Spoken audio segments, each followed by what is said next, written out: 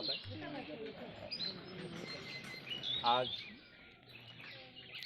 छत्रपति शिवाजी महाराज की जयंती के अवसर पर ग्राम सभा दयालपुरा में आयोजित इस कार्यक्रम की अध्यक्षता कर रहे हमारे विधानसभा अध्यक्ष श्री हरिहर प्रसाद पटेल जी। हमारे इस कार्यक्रम में मौजूद अपना दल यस के जिला अध्यक्ष किसान मंच भाई राम सुंदर जी, जिला सचिव हमारे बीच में श्री बच्चा पटेल जी, हमारे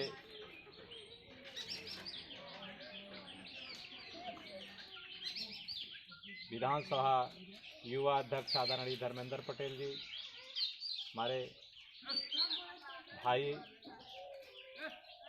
बबलू प्रभारी जी, हमारे जिला मीडिया सचिव सूरज पटेल जी, इस जो ये सेक्टर जहाँ पर कार्यक्रम हो रहा है इसके हमारे अध्यक्ष हैं श्री राम पटेल जी, यहाँ के जिला सचिव में विमल पटेल जी, सरगना जी जो यहाँ से बूथ अध्यक्ष हैं, हमारे बीच में सेक्टर अध्यक्ष रह चुके यहाँ से डॉक्टर जितेंद्र जी, जोन अध्यक्ष फागूलाल जी बिलवार से, हमारे बीच में वहाँ से बिलवार से ही उपाध्यक्ष जी हैं जोन अध्यक्ष, हमारे बीच में यहाँ जिनके यहाँ द्वार पर हो रहा है जंग बहादुर जी, हमारे दूसरे जंग बहादुर जी करैठी से चल कर आए हैं, और यहाँ पर उपस्थित अपना दल के सभी कार्यकर्ता साथियों, मैं सभी आप लोगों का हार्दिक स्वागत वंदन अभिनंदन करते हुए आज शिवाजी महाराज की जयंती है, इनको याद कर रहे हैं। साथ में तमाम संतों, गुरुओं, महापुरुषों, शहीदों को नमन करता हूँ। ख़ास तौर से अपना दल जो हम लोगों को आज ये नीला केसरिया झंडा थमा करके चले गए, अपना दल के संस्थापक के सहकारी डॉक्टर सोनेलाल पटेल जी के चरणों में श्रद्धा सुमन अर्पित करता हूँ। साथियों, अभी शिवाजी महाराज की जीवनी के बारे में बहुत सारे साथियों ने विस्तार से बताया। लगभग सभी लोग पढ़े भी हैं, जानते भी हैं। शिवाजी महाराज उस समय शासक थे जब यहाँ पर विदेशी लोगों का कब्जा था। खास तौर से मुसलमान शासक राज किया करते थे। उनसे छुटकारा पाने के लिए जीजाबाई जो इनकी माता थी, अपने बेटे को देश के लिए अर्पण कर दिया। जब उनका जन्म हुआ तभी से लेकर के उनके दिल में ये सोच थी कि मेरा ये बेटा केवल राष्ट्र के लिए जिएगा, और वह जैसे जैसे बच्चा बढ़ता गया वो उसके लिए सारी गुरु बंद करके सारी कौशल युद्ध की सिखाती गई, और 16 साल की उम्र में जैसा कि साथियों ने कहा, इन्होंने ठान लिया पूरे स्वराज्य को कायम करने के लिए और पहला किला जीता। और इनके पास जो सूझबूझ थी उसके बल पर इन्होंने मराठा साम्राज्य कायम किया, जो आज हम इनको याद करते हैं। साथियों, आज हमको इनको याद करने की आवश्यकता सिर्फ इसी बात की है कि ये कुर्मी क्षत्रिय समुदाय से बिलोंग करते हैं। जब इनका राज तिलक हो रहा था तो उस समय भी ये प्रथा थी कि राज तिलक कोई ब्राह्मण ही कराता था। जब इनका राज तिलक कराने का समय आया तो शूद्र की वजह से किसी ब्राह्मण ने इनको राज तिलक नहीं किया, लेकिन इनकी भावना राष्ट्र के लिए थी। राष्ट्र के लिए इन्होंने अपना जीवन अर्पण कर दिया, कोई समझौता नहीं किया। आज हम लोग इनकी जयंती मनाते हैं। इनकी जयंती क्यों मनाते हैं? यादगार के लिए। हमें आपको सोचने की ज़रूरत है। जैसे छोटे छोटे बच्चे हैं ना, हमारे घर की जो माताएं बहनें हैं या जो पिताजी हैं, भाई हैं, इनको ये जानना जरूरी है कि मेरा इतिहास क्या रहा है, हमारे पूर्वज कैसे रहे हैं, ये देश में जो हम आज भटक रहे हैं उस समय कैसे थे, ये सब सिखाना पड़ेगा। इसीलिए मैं इनको याद करता हूँ कि इनके बताए हुए रास्ते पर चलना हम लोगों को ज़रूरी है कि ये देश मेरा है। उस कड़ी में अगर बता दूं तो आज का जो संघर्ष चल रहा है उसमें थोड़ा सा आपको ले जाना चाहूँगा कि बहुत ज़्यादा विस्तार हिस्ट्री नहीं बताऊँगा, लेकिन आप लोगों को बता देना चाहता हूँ जो देश का कानून बना है, हमारे महापुरुषों ने कानून बना करके दे दिया है, उसमें कहा ये कि इस देश की पूरी ताकत हमारे आपके बीच में है। जो प्रजा है इनको पूरी की पूरी ताकत दे करके चला गया है, यानी वो ताकत किसके पास है, हमारे आपके पास है। लेकिन हम कोस के किसको हैं, कहेंगे कि वो बहुत खराब है, जब इसको ले आना है सत्ता में, फिर जब कुछ दिन उसको बेपर लेंगे कहेंगे ये बहुत ख़राब है, हमको इसको ले आना है, हम उसी में भटक रहे हैं।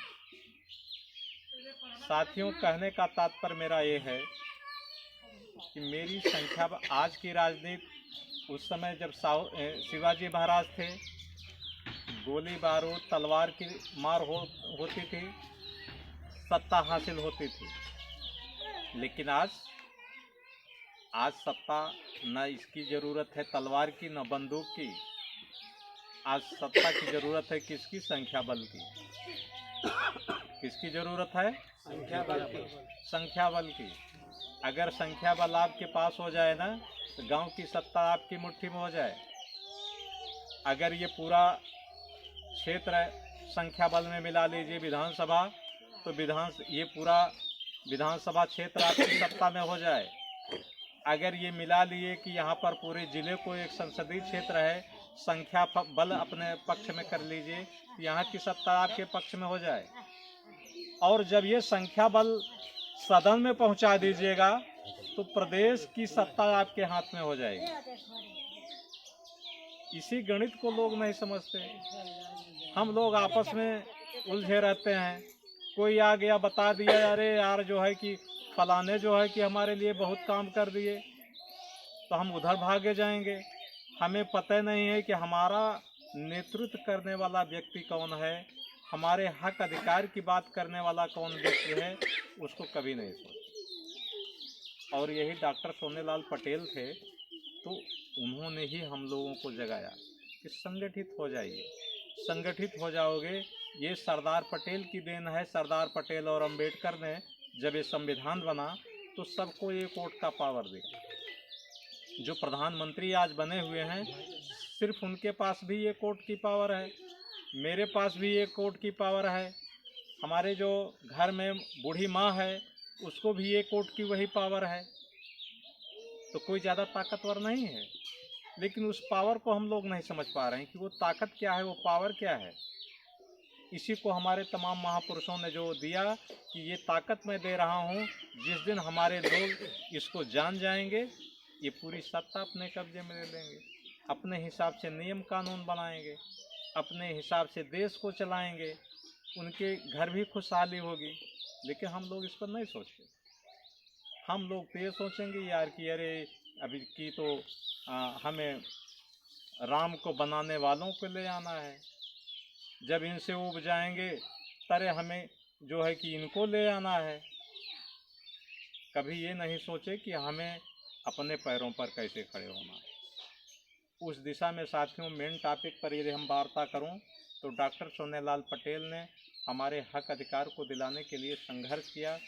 वो हमारे बीच में नहीं रहे, चले गए। बहन अनुप्रिया पटेल उनके कारवां को लेकर के आगे जब निकली, बहुत सारे लोग उस समय उनको भी साथ दिया, काफ़ी आगे निकले।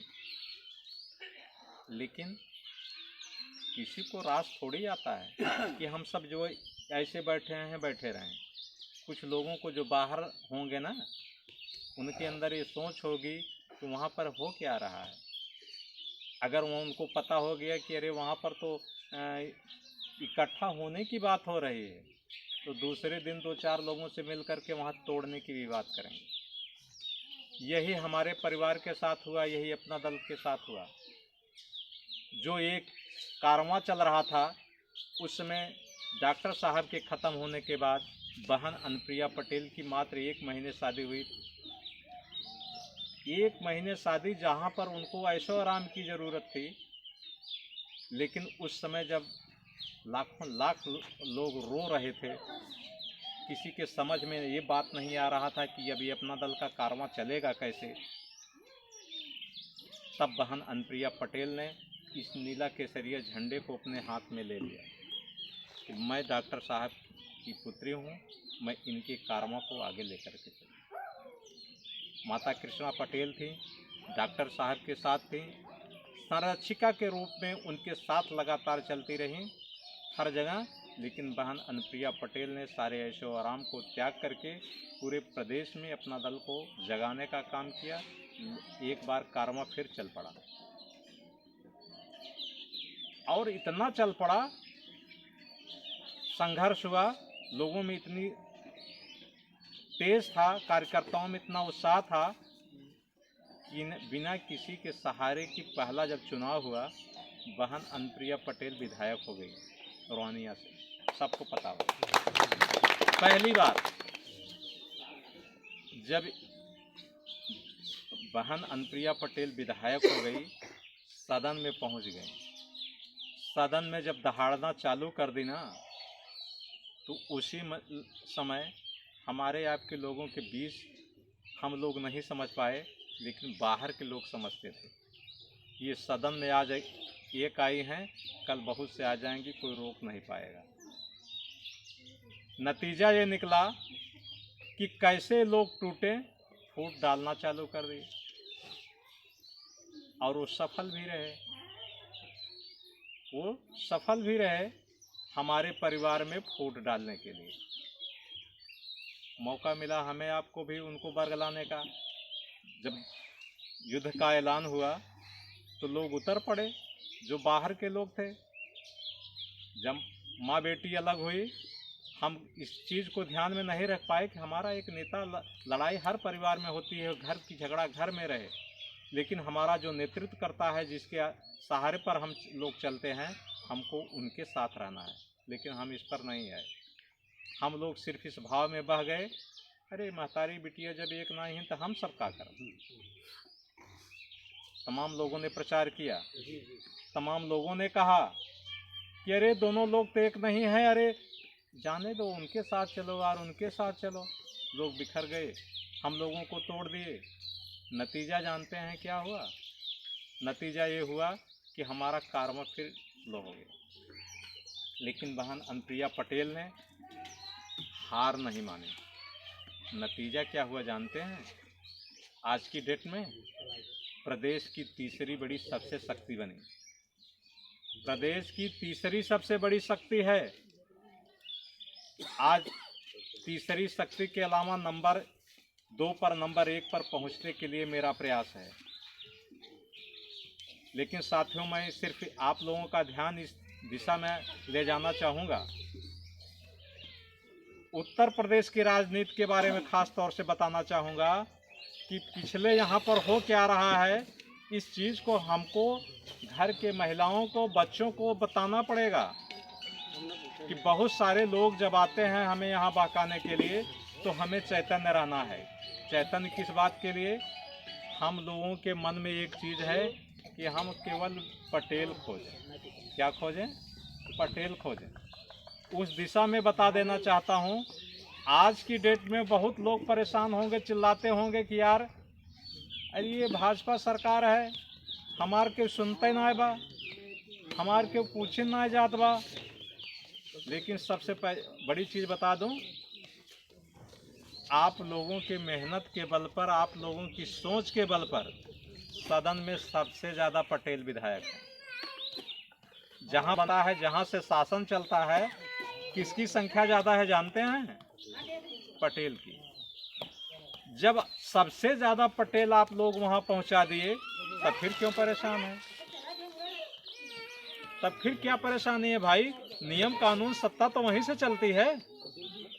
और उस परेशानी का कारण सिर्फ यह है कि जितना पटेल भेजे हैं सब जगह जगह हैं, जगह जगह पर सभी पटेल बिखरे पड़े हैं और वो आपके काम के किसी लायक नहीं। जैसे आपने यहाँ एक विधायक बना दिया।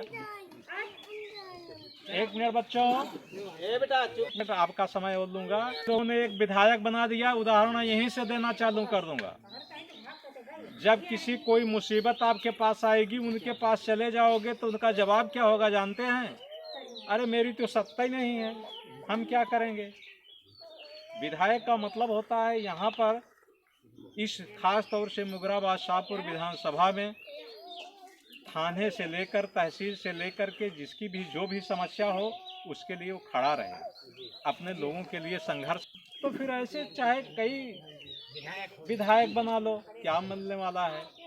तो सभी लोगों का ध्यान ये करना चाहता हूँ, बहन अनुप्रिया पटेल दिल्ली में सिर्फ एक सांसद हैं।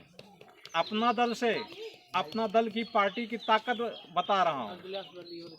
वहाँ पर जो सत्ता में बैठे लोग हैं इनको अहमियत देते हैं, जो ये कह दें वो करना पड़ेगा और करती भी हैं। इनकी सोच जो है केवल सत्ता सुख के लिए नहीं है साथियों।